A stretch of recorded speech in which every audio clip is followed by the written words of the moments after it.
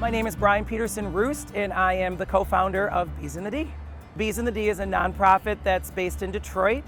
We have 160 hives throughout Southeast Michigan at 52 different locations.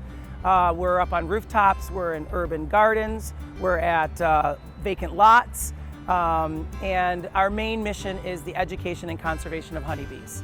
I was watching the news, Fox 2 News, right, a couple of weeks ago, or maybe a month ago, and I saw an interesting story about bees in the D who were out using corporate infrastructure to use their roofs for beehives.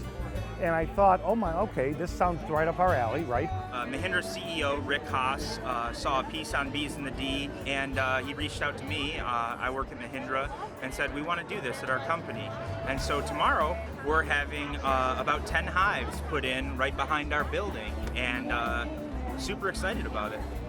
We already have a little tiny garden outside the office, but now we're going to need to help that out a little bit because the bees need something to pollinate, right? Something to eat. So we're happy to be part of that. We know that bees are in a crisis worldwide now. I can't remember the exact number, but I think the bee population has dropped something like 80% in the last couple of decades. They say 1 of every 3 bites of food that you put in your mouth is dependent on pollinators. More specifically honeybees, because their strength in numbers, as you see, there's quite a few of them, and most pollinators are solitary bees.